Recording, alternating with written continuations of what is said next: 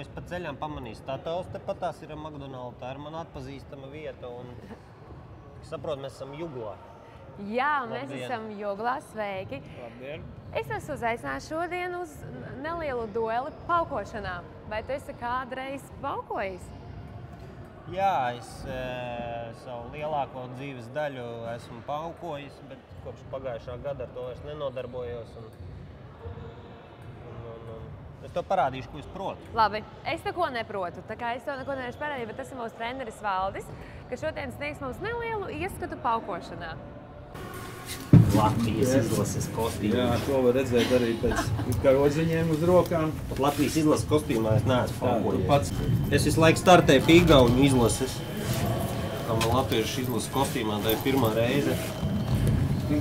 Igaunis burtiski nedēļu atpakaļ kļuva pasaules čempionu špagātu. Ne tik bieži es palīdzu dāmām apģērties arī paukošanas zālēm, tāpēc tā ir būtiska lieta, jā. Paskaidrot. Tā ir dubultā cepure, jā. Mauc to cepuri caur rokām. Tad es saņēmu savu aizsargu, mums tādēļ vajadzētu arī piešķirt Aldim kādu aizsargu. Tieši tāds pats gandrīz aizsargs ir arī domāts vīriešiem, tikai viņš ir nedaudz zemāk nekā dāmām. Kaut kur te? Nu, vēl nedaudz zemāk, jā. Viņas pat izsniedz vīriešiem, kuriem ir bērni. Jā. Tev ir bērni? Jā. Man ir, jā, es netaisos vēl, tā kā viss kārtība. Es šito zinu, es tenisā ar viņu lietoju, un tā man nav pirmā reize. Ejam paukoties. Ejam. Paukot. Paukot? Jā. Paukot. Man ir nērti, uz mani skatās. Floret mēs turam rokās ar tādu spēku, it kā mēs mēģinātu noturēt rokā kanāriju putniņu, piemēram. Ja, tas nozīmē, ka ja mēs viņu turēsim pa vāju, tas putniņš aizlidos, ja mēs turēsim pa stipru, viņš aizies bojā. Nostājieties man pretī, vot šādā te veidā. Jā. Bet labā kāja priekšā, jo tu, jā, un šitā te, jā, nē, priekšā pret mani. Tā kā es, jā, šitā te, jā, nostājies šādi.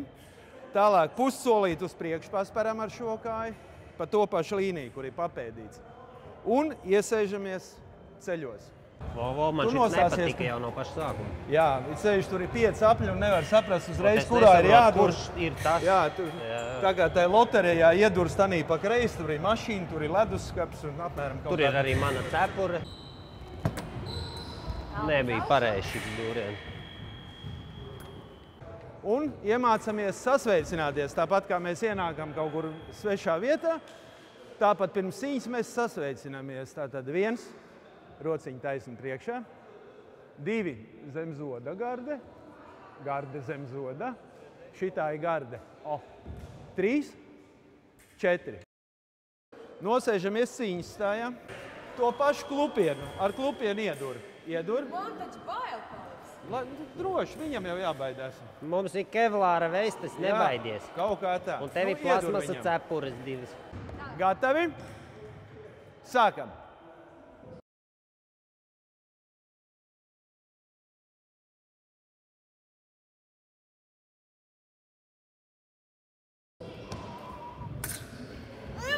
Tev tā man jādur.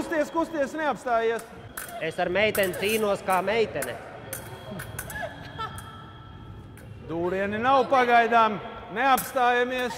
Nu taču dormā, nu ko tad es tev nebrukšu virsū pēdējā punktā. Stop! Dūriens tur bija garām, dūriens pa labi. Rezultāts 3-2. Paldies, Aldi, šī bija ļoti sīva cīņa. Jā. Bet, nu, es uzvarēju. Bet tu kā džentlmenis viņam arī noteikti man ļāva uzvarēt. Kā? Jā, piedod, ka tu uzvarēji. Neņem ļaunā. Bija pārsteigums, tev patika? Kaut kas man patīk tāds, tas nav darīts, es neesmu to nodarbojies līdz šim. Tādā ziņā tā jauna pieredze, man liekas, arī šāda pieredze ir laba. Kāpēc labi es vēl neesmu izdomājis tādu pieredzi. Bet, kurā vienā es uzzināju, ka tie rokturi, tiem, kā viņas saucās? Kaut kādas bija. Es aizmirsu, jā. Tas nav tāds, zina, ar šitiem te dzintara gabaliņiem izrotāti. Kāda glāzda, vai ne? Ortopēdiska ručka. Maskas baigi smagās, metāla. Hei, es esmu Harčo. Es Marčēlo, jo! Hei, jo, mēs nodarbojamies ar ekstrīmu. Jā, es jau 2 dienas močīju ar dosku, baigi labāk! Tas ir cool, tas ir super, tas ir... Jā, tas ir pats labākais! Tas ir progresīvi.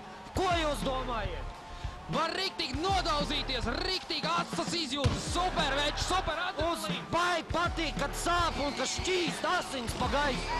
Jā, lieliski, un visi vēro skatās un šausminās! Un Jā! kas visvairāk patīk, tas, kas skatītājiem patīk, kā mums sāp. Nu, ko tu šobrīd dari? Ko es daru? Pirmkārt, es domāju, ko es gribu darīt.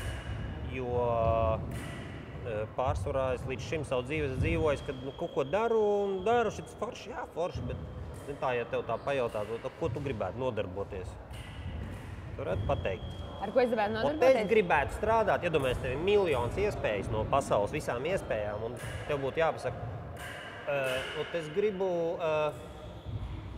un es tā nevaru pateikt, un tāpēc es joprojām ar to nodarbojos, un es kaut ko meklēju, un man liekas, ka arī atrodu. Hei, jau, reku šito te es pārklēju vakar. Baigi labs pušums. Šito man Marčēlo šodien uzstrādāja. Bet viņam ar galīgi nesojas, viņam atklājas auss.